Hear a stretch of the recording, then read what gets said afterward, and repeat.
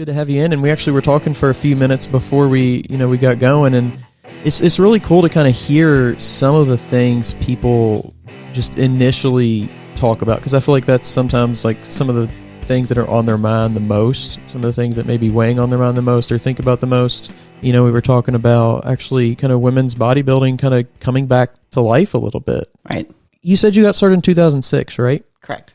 So kind of take us through a little bit before we, of course, I want to ask you a few different questions, but about like what it was like in 2006 and then how it's kind of transformed. Now it's 2022. It's been a few years. How's women's bodybuilding kind of transformed over those years? So like around 2006, 2007, there was women's bodybuilding. There wasn't a whole lot of different divisions. I know there was figure in women's bodybuilding. And then over the few years, it's grown a whole lot into different divisions, which is good for the industry. It's good for business because there's so many more divisions. So there's a vast choice or a broad spectrum of choices for people to pursue what we call a bodybuilding career. It's not necessarily the bodybuilding division, but it's given a platform for anybody that wants to try to do something in the fitness industry. All right, guys, we're going to take a quick break here just for a second. Let me tell you about Smoking Gun Coffee. They're a veteran-owned coffee company that strives to produce a quality coffee at an affordable price. They only buy coffee from small coffee farmers around the world with a cup score of at least 85. Each batch is roasted to order for maximum freshness. They also donate a large portion of their proceeds to organizations that help local communities, veterans, first responders, or you can donate to the foundation of your choice at the checkout by going to www.smokingguncoffee.com. That's SMOKIN Gun Coffee. Yeah, and it seems like fitness, and you kind of mentioned social media too, and I think that plays such a big role in the world of fitness, because I remember even when I first kind of really got into fitness, even like in 2014, it wasn't kind of developed as much as it is now. You had certain creators on YouTube who were doing certain things, but really on social media, it wasn't the same as it is now, where you have a lot of influencers or bodybuilders or whatever kind of spectrum you want to talk about with hundreds of thousands of people following them. Mm-hmm. How has that kind of impacted your journey a little bit? Well, when I started, there wasn't really a whole lot out there as far as like social media platforms. We would pick up a magazine in one of the stores and see what was going on. You didn't know every little aspect of every little thing that people were doing like you can find now. So back then, everybody was kind of in the quiet, and then when they showed up on stage, that's when you saw everything. So it's changed a lot. And you kind of mentioned that. I always thought it's very interesting. We talked about kind of back in the day, the Arnold generation, and how you might have kind of a general idea of what this person may look like when they step on stage, but now it's like you can literally follow along with somebody else's journey day by day, meal by meal a lot of times on social media. Does that ever, play into you, not necessarily like how you train, but maybe mentally a little bit? You see the competitors, it's like, oh wow, I'm maybe a little bit behind this person, whereas before you wouldn't think about that. No, I don't per se follow anybody for that reason. I'm in what I would consider a division that's very, very big on the camaraderie. So if I do have like people on the social media that I follow, it's because they're either doing something that I'm interested in, or say in my division, because I feel like we should be supporting each other instead of being against each other. I don't get on there and say, oh, this girl's doing this show or this girl's doing this show. In my mind, I'm competing against myself. And so I always aspire to bring my best package. Gotcha. And even if the girls are competing against me at the same show, I'm wishing them the best of luck, So that's my outtake on it. Some people do. They get on there, and I mean, it happens to me all the time. I can tell, like if I put stuff up on my stories or something like that in Instagram, I can see who sees that stuff. People are really big about following and watching every move that you make, but they don't interact with you or whatever. And that's cool. But as far as it affecting me and what I do my daily every day. Nothing's going to stop it. I feel like it is very supportive out there.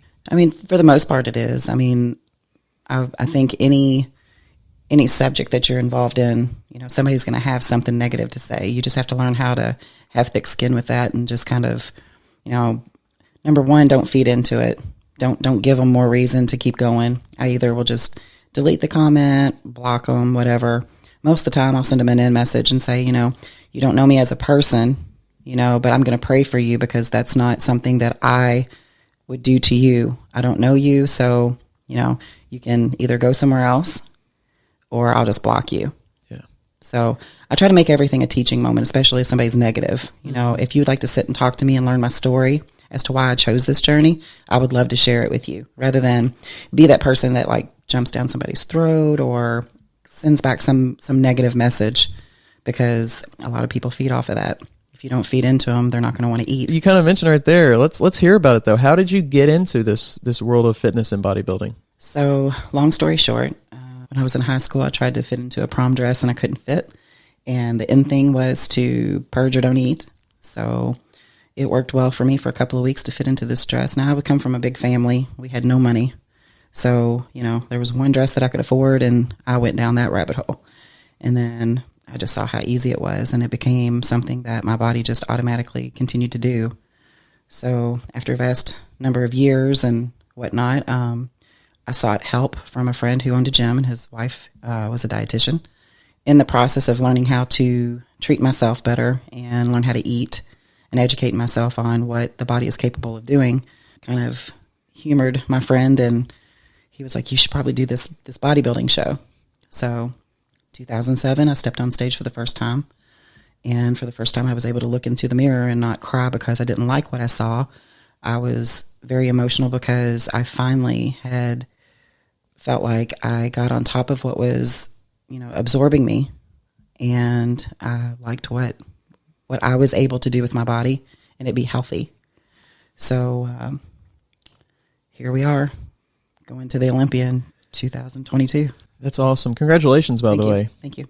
So when you first got into bodybuilding, though, did you have any doubts or any bodybuilding definitely has the stereotypical, thoughts about it, of course. Mm-hmm. Was there any in your head or was there any from people around you? Or was are you sure you want to do this? This may not be the best route for you, anything like that? Oh, yeah. I got hammered with, are you kidding me? What are you doing?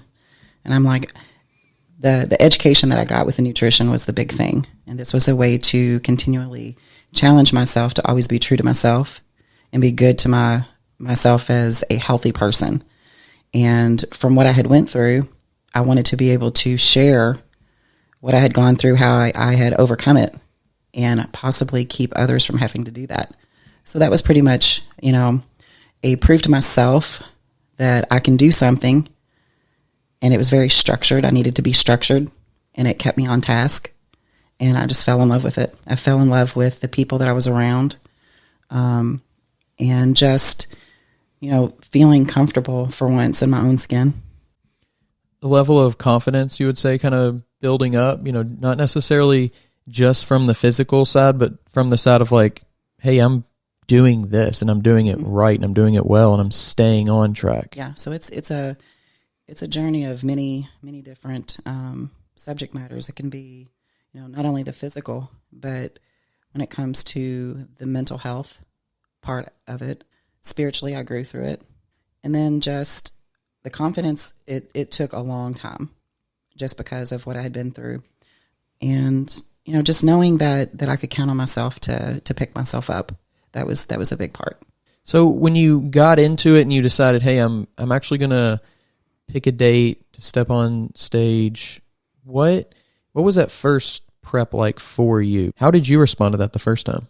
I didn't know what to expect when I started this because everything was so new. I mean, I knew what I had seen in the magazines and things like that. And there were people that I had seen in the magazines that I aspired to be like. There was Linda Murray, Corey Everson, Bev Francis, Rachel McLeish. There were so many people, mainly the women, that I saw that these were such beautiful beings, you know? And so that was one thing. And I was like, how do I get to that point? So it took a lot of research. It took a lot of trial and error, but the consistency part of it, I like the structure, like, you know, weighing out the food and knowing this is what I'm supposed to eat. And this is the structured workouts that I had to have and things like that. So I tell everybody it takes time. It takes time. I'm still learning, you know, I'm never going to know everything, but the first prep was definitely interesting because I was a single mom. I was working as a firefighter and a medic. So it was very, very difficult when it comes to trying to prioritize yourself, you know, taking care of a child. I was going through some medic school at the time and stuff like that. So very trying, you know, and it's like with anything, you gotta learn from your mistakes and move on. Yeah, and being a mother and being in that first responder type field, like those are obviously two very selfless things. It's very giving. You're focusing on other people. Did bodybuilding feel like it was that opportunity to kind of focus on yourself? Mm-hmm. I mean, I tell people all the time that, you know, while I'm in the gym, I'm not being rude by not talking to you or anything, but that's usually about the only hour of the day that I give totally to myself. So I'm not trying to be rude by not talking to you. If I've got this face on, I'm not mad, because I get asked that a lot. They were like, I didn't come up and talk to you because you look like you're mad about something. No, I'm not mad. I'm very focused on what I'm doing. And there's a time and a place to chit chat and stuff. But when I'm training, that's not it. Yeah. It seems like it's kind of like this therapeutic thing for so many people. I very seldom watch television. You know, I mean, I work in the gym, so I'm already around the atmosphere and stuff. But when you work out and stuff, you actually release feel-good endorphins. And like people have different outlooks on, you know, I've never heard anybody say that, I wish I went to the gym today. I've never heard that. I've heard, man, I should have went to the gym, you know, and that's what I tell people. I'm like, some of the endorphins that you release are so much better than some of the antidepressants that they prescribe people. So not just for bodybuilders, but I mean, I've worked with soldiers, you know, I've worked with people, PTSD or other type of traumatic issues, that the gym has been their segue to escape all of it. And the benefits are like, they're amazing. Outside of just getting lost for that hour or whatever you're in there, you know, you're doing something good for your body. So it's definitely therapeutic. Kind of getting back into the bodybuilding side of things, keeping it kind of back in the early days, you mentioned kind of having that confidence being built up. But what was it like really getting on stage? Because that's obviously a very revealing situation. Yeah. You know, you're getting on stage and you're letting other people judge you. And, you know, for many people, for most people, that's a very uncomfortable situation. How did you handle that? I was scared to death. So my very first show was figure. I am a country girl at heart. I am a tomboy. So doing the hair and the makeup was one thing, but getting in front of people in a 2-piece bathing suit and in high heels, you know, so that was the scariest part. I was more worried about falling on my face wearing the heels than I was anything. But between the bright lights and all of that stuff, you know, you just kind of forget about all that stuff, go out there and do what you can do. But the very first one was pretty scary. But the minute that I came off the stage, I was like, when's the next one? So it was invigorating, but it was a little scary. After that first one, did you kind of have, or maybe even before it, did you have this like grander vision, or was it just like taking it this show at a time and then the next show at a time, or did you kind of have like a plan? I saw myself going to the Olympia.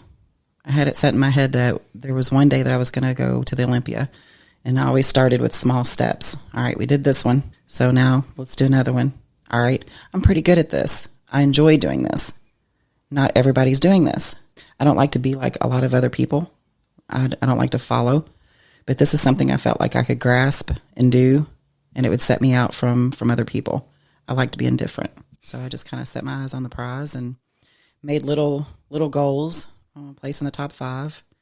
My first show, I placed in the top 5. Not bad. Kind of liked it. Second show, same thing. And then the third show, I got feedback, and they were like, yeah, you probably ought to go to women's bodybuilding. Well, you didn't have to tell me twice. Chucked my high heels right then, got rid of the hair and the makeup stuff, and I was like, now it's time to go to work. Because that's where initially I wanted to be, was in the women's bodybuilding. But being a beginner. You try to find a spot that you might fit in and then grow from there. This podcast is sponsored by Smoking Gun Coffee, a veteran-owned coffee company that strives to give back to those in need. Don't forget to use code TWR10 for a 10% discount at checkout. It's actually very interesting. I was talking to another female bodybuilder recently about that same thing, and I never really thought about it, how it's kind of like not just a physical matchup, but a personality matchup as well. You know, you're presenting yourself there on stage, so if you don't, match up with what should be going on, it's really not the complete total package, even if physically you are, amongst one of the best. And in different divisions, there's different aspects too that could make you decide whether you wanted to or not. Like the high heels was not my forte. I've never been comfortable in high heels, so I was uncomfortable on stage. That's what I thought about. I'm going to fall, So when I got to the decision to go into the women's bodybuilding, I was barefoot and very comfortable with that. And then I'm not into a whole lot of like the makeup and the hair. It is part of the package, but I felt like the division that I was in was more of a pageant type division. So with the women's bodybuilding, I could focus more on, hey, I actually get to flex and do all of these different poses. I'm not saying that the women don't pose in the like figure or whatever, but they have just major like mandatory moves. They don't have a whole lot of flexing and stuff like that as far as like posing. So I was loving that because I was like, if I'm working this hard in the gym, I want to show every aspect of what I'm doing, so did my first one as bodybuilding, and then I never turned back. I never thought about going to another division. I felt the most comfortable there, and so I stayed. After that first show and after the second show, you're kind of building this momentum. You're obviously physically, you're getting kind of more experience training, you're getting more experience on stage. But what do you feel like, and maybe there wasn't anything, it was just time, but what do you feel like, if anything, kind of switched to where it went from, okay, I'm competing to I'm winning, and now it's like I'm winning at the highest level? Like, did anything change within maybe your training or within just maybe your mental outlook on things? A couple of different factors. So I competed in women's bodybuilding up until 2012. And then it was around that time that they had started pulling women's bodybuilding out of like the Arnold and stuff like that. And then we were pulled out of the Olympia. So, in your mind, you're like, where am I going to go? What am I going to do with this? Because there's no platform for us to do anything. They came up with a women's physique division, which was a smaller version of the women's bodybuilding. But that's not what I had in my heart. I didn't set out to be in women's physique. I wanted to do the women's bodybuilding, and that's all I knew.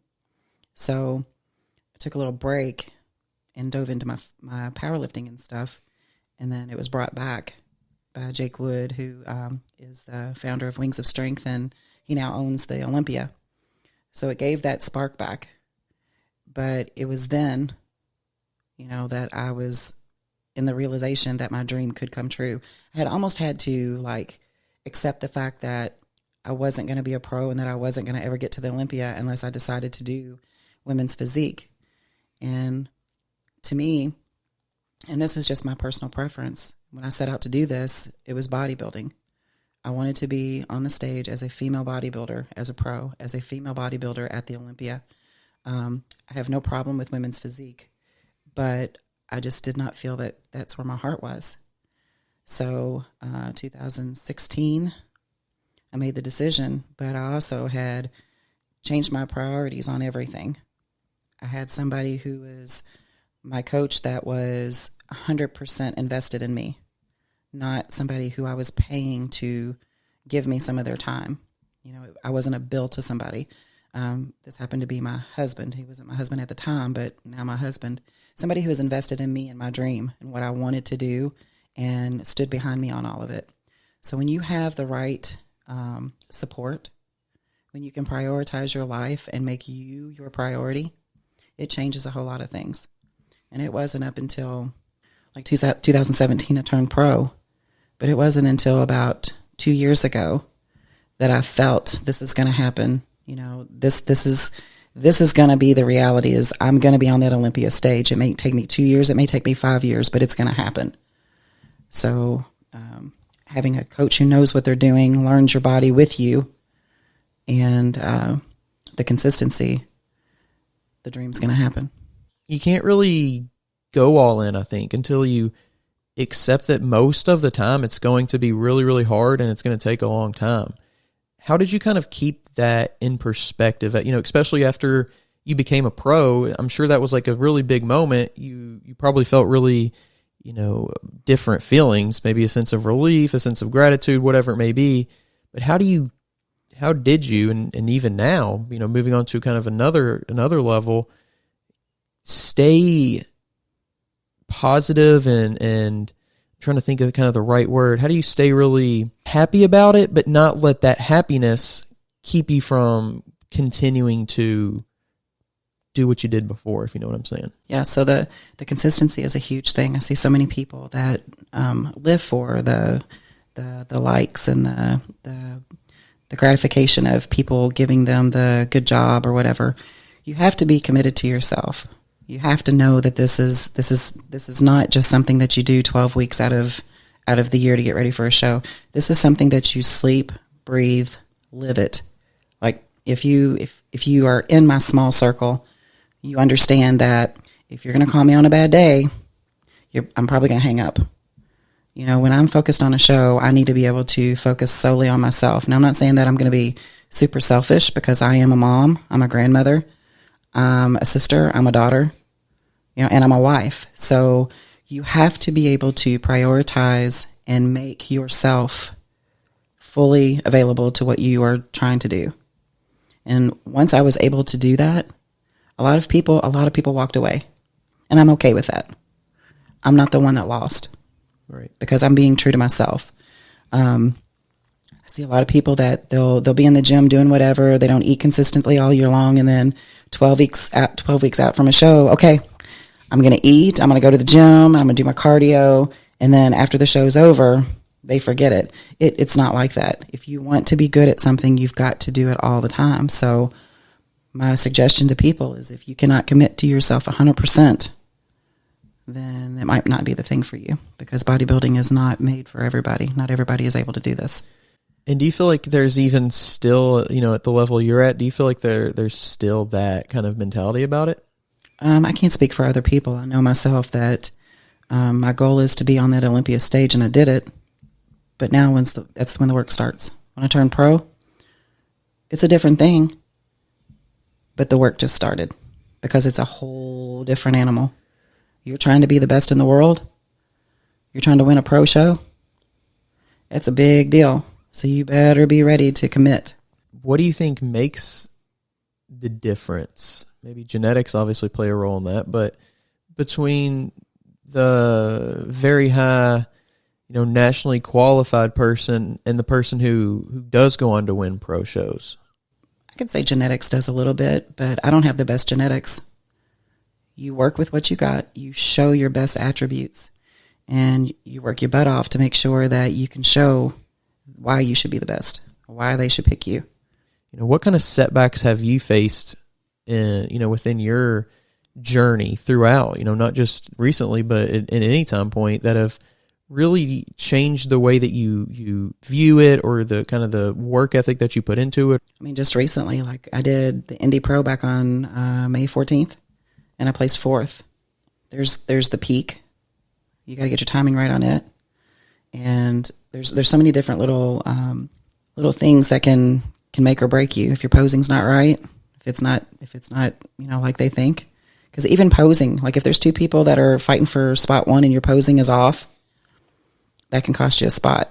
I tell people that are competitors, even the audience, you're not sitting in that judge's seat. You know, their view from where they're sitting is so different from what you might see on the pay-per-view or what you might see in 5 rows back. So my suggestion is, after your show, if you do not place where you think you should have placed, go talk to the judges. Find out what it is that they saw that you needed to work on, and work on that. So many people get so upset because they didn't place where they think they should have. There's a reason that they placed you where they placed you.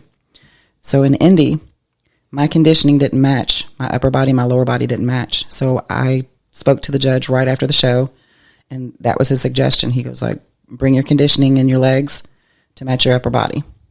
1 week, actually less than 1 week, soon as we got done with the show, my husband and I went back to the drawing board, made a couple of changes. 1 week later at the New York Pro, I won because I did exactly what I was supposed to do. Wow. I wasn't happy with the 4th place.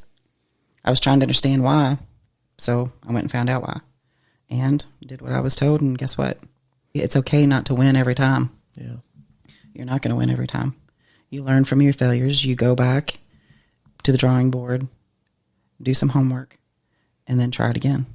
And, I think that's such a true statement. You look at the most successful people, the most successful athletes in any sport, and they've had setbacks in their life. And I feel like, and I don't want to, put a bad mark in a generation, but I feel like we're becoming less and less adept to being able to take negativity and put it into something good.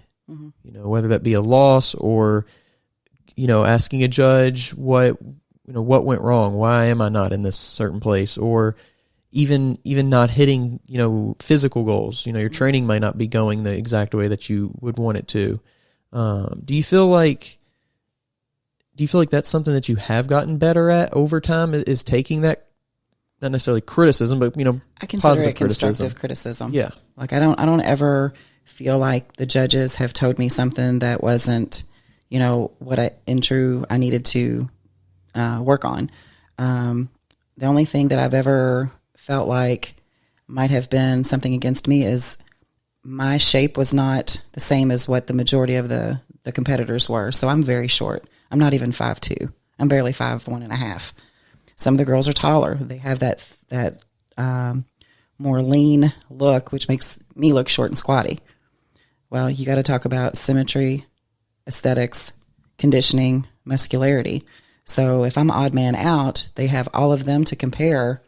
That might be a strike against me. Not saying that's necessarily what happened, but I have to look at what it is that sets me aside that wouldn't have put me in, like, say, the top 3. And I have to fix that. So it might be, say, elongating my body to make me look longer, So you just have to take the criticism and make it to where it's positive, constructive criticism. You can't take everything personally. Yeah. And I think a lot of people do that.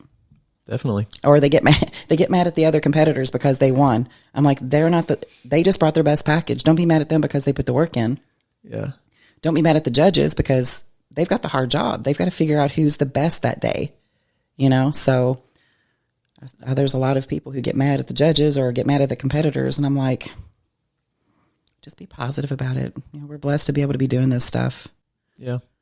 It's perspective, I think, too, Mm-hmm. Going into kind of your recent training and prepping for these shows, did you have a feeling? Did your people around you have a feeling that this was actually going to be like it's time, like this is going to be when it happens, or was it just kind of not necessarily like you didn't think it was going to happen, but did you almost feel this was the time? Over the last couple of years, the feedback that I've gotten has been that I needed to be bigger because I was actually one of the smaller girls on the stage. So leading up to this show, I knew I had done all the homework. I had done all the work that I needed to do. And these were, the last 2 shows that were my best packages. When I did Indy the 14th of May, I felt really confident coming in because it was the absolute best package I've done. And my size and my density was there. I felt like I was checking all the boxes, but my conditioning was off a little bit. I was a little disappointed, but I wasn't so upset that, I'm like, I'm not doing this anymore or anything like that. Like I said, I took the criticism from the judge and did what I said, did what I needed to do as far as what I thought would be a winning package. And then the morning that we were doing the New York show, there was just this sense of relief over me that I've never had before. And it was because I felt like I had checked every box. Everything was done. Everything was exactly as I thought it should be. And again, it was my absolute best package. I was very pleased with what I was bringing to the stage. I was very confident when I walked out. And there's a lot of components. When I was in Indy, I was like, we'll see what happens. We'll see what happens. It's my first show of the year. I've got this new muscle that has matured, things like that. So I won't say that I didn't think that I was ready for Indy, but the self-confidence that I had there versus what I had 1 week later was so much better. It's crazy what, 1 week can do from that, Oh, yeah. from that perspective, Yeah. both confidence wise and obviously, getting the feedback, what you can do in that short amount of time. What was it like though? Tell us a little bit about that experience, hearing your name, and I'm sure that was called a dream or whatever. It was this milestone you hit. What was that like? I will be honest, I'm still trying to digest everything. It was a 12.5 hour drive home. So I had time to reflect on it, but it's like with anything, something major like that happens, you're like, did that really happen? Did that really just happen? So there's been a few little things that have happened since I've been home that I'm like, oh my gosh, I've done this, but I still haven't had that aha moment. I don't think, it's coming. I can feel it. When I turned pro, it took almost a year for me to realize. It was about a year after I turned pro. I was doing a guest posing at the same show that I had won to go to become pro. And so when they were announcing me to come out to do guest posing, they were going down my resume or whatever. And I started crying right before I went out. And I'm like, I can't be crying right now. But it was then that I realized I'm a pro, and I'd always dreamt about guest posing as a pro. And here I am, I'm fulfilling that, So I'm sure that it is set in soon. I mean, as soon as I got home, I was bombarded with things that I needed to get done because this is happening. But I haven't really had any downtime to sit and really reflect on what's happened. But I think the best thing that has made me feel like this has really happened is being able to tell my son, after all these years, because I said it time and time again, I'm going to go to the Olympia. Yeah. But I was able to sit down and look him in the face and say, hey, bub, we're doing it. We're going to the Olympia, So that was probably one of the best moments. That's cool. So many people do have to make sacrifices or miss time or whatever it is in a bodybuilder's life. People I don't think realize that it's this experience that, of course, the bodybuilder's the one doing the work. The bodybuilder's the one who is training and eating and sleeping and repeating. But everybody kind of in their circle is also impacted by that. Mm-hmm. And so to get to say, hey, all that stuff that we had to do, it's paid off. I think that's what so many people do the work for, and it keeps them up late at night to keep grinding or work harder in the gym, and to kind of have that payoff. I can't imagine what that really would have felt like. It's different because, I have 5 siblings, my parents, and then of course my husband. So there's a lot of sacrificed time, family things that I wanted to be involved in, but I really, really couldn't. So all the times that I've missed and things like that, I only pray that they understand that I did this because I had something to prove to myself. It wasn't necessarily to prove to anybody else, but this was a promise that I made to myself. And now that I have been able to fulfill the majority of that, I think they're seeing that, that's what it took, so that gives me comfort that they somewhat know. But unless you follow me around every day and know what my day in, day out activities are, what it takes to get here, most people won't understand. They see the physical part of it, yeah, but they don't see the emotional. They don't see all of the mental. You have to have a mental trap for a brain, to be able to get up every morning at 5 o'clock and do a half hour of cardio before you eat. Eat every 2 to 3 hours, the same thing every single day. You have to be committed to doing this, and you train whether you feel like it or not. You do your posing practice. So I ask people, when they start to ask questions and doubt what I'm doing, I'm like, follow me around one day. And what is it that you do day in and day out that you absolutely love just for yourself? Maybe you should try to do something like that, because then you'll understand. Does it almost feel like a lot of kind of autopilot in a way, or do you feel like you're really engaged in absolutely everything?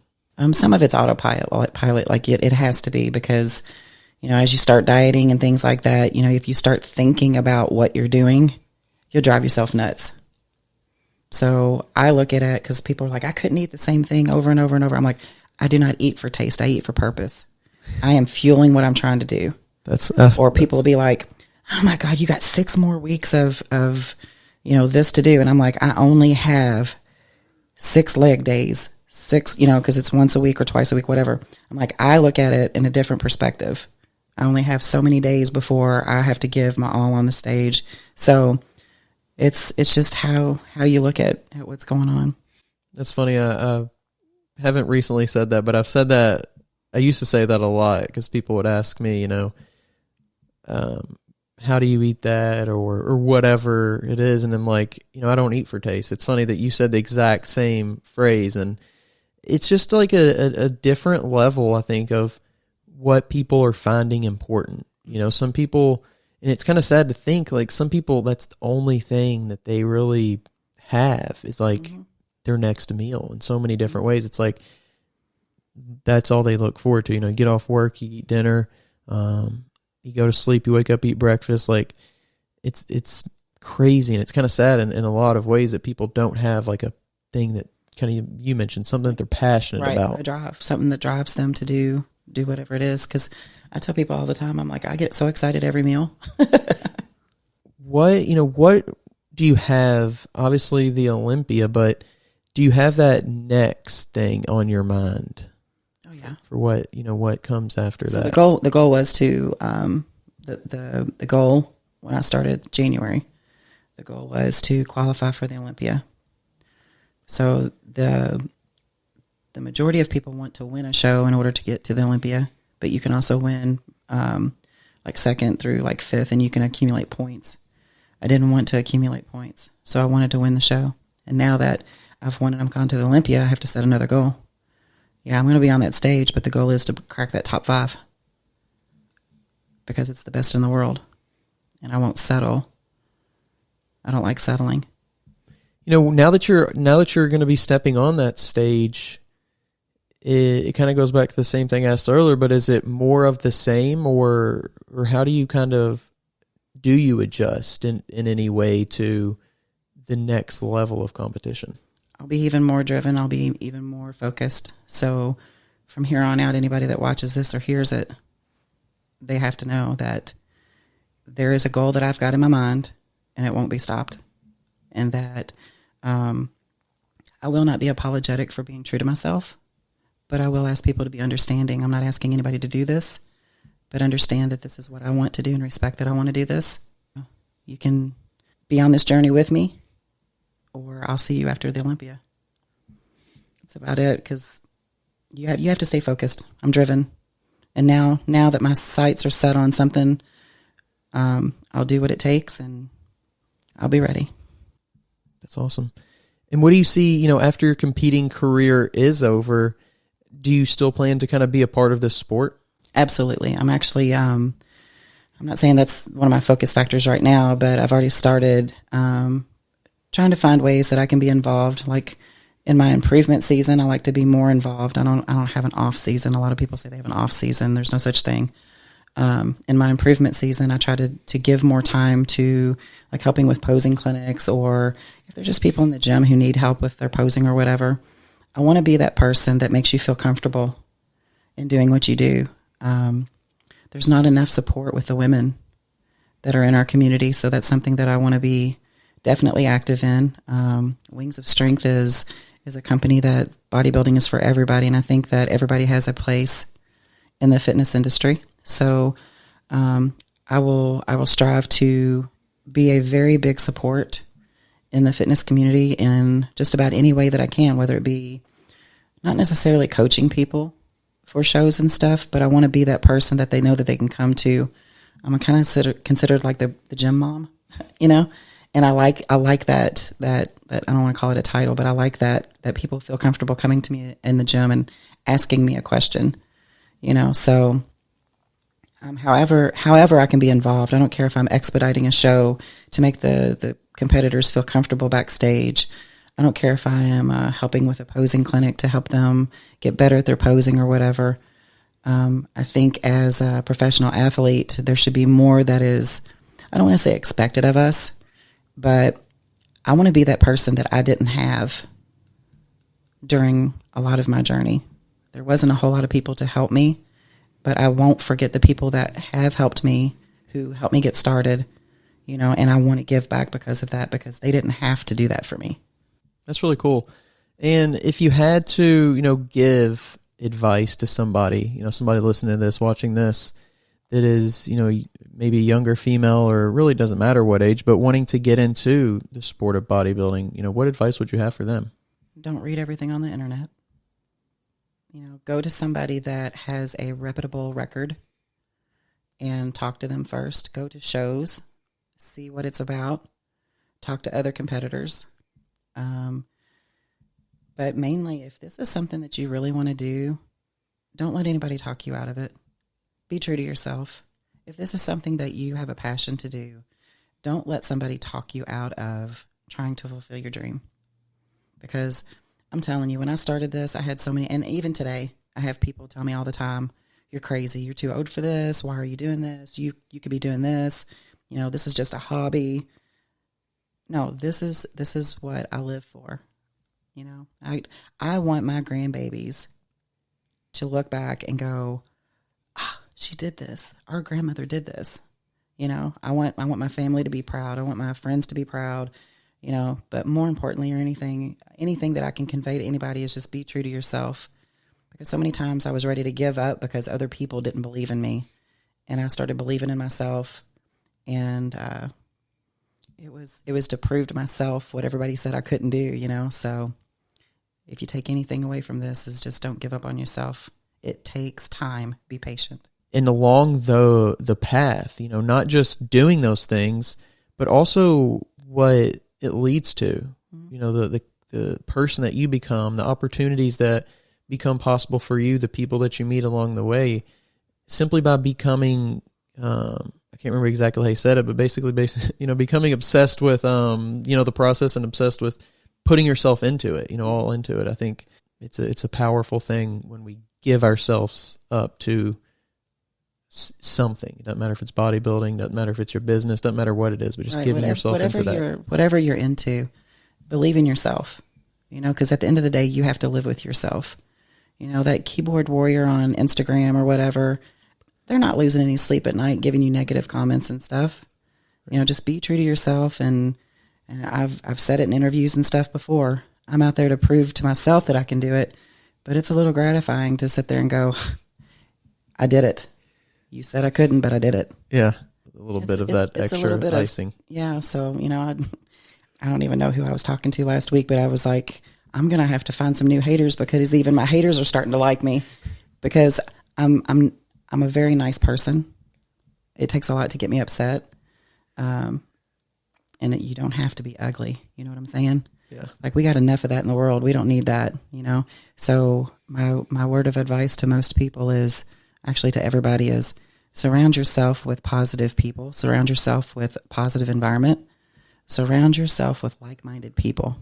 Yeah. If you're not getting anywhere, look at the people that are surrounding you. Yeah. Be with supportive people. Absolutely. Because people who are happy for you when you do good, those are good people to be around. The people that don't act like they're happy for you when you do something, that's the people you need to get away from. Yeah. I would much rather be alone than be around people who aren't good for me. Definitely. Much rather be alone. That's why my circle is small. Yeah. I think that's a powerful thing. I have very few people that I consider really good friends, and they all know who they are because they've been with me from day one. Like you know who your friends are.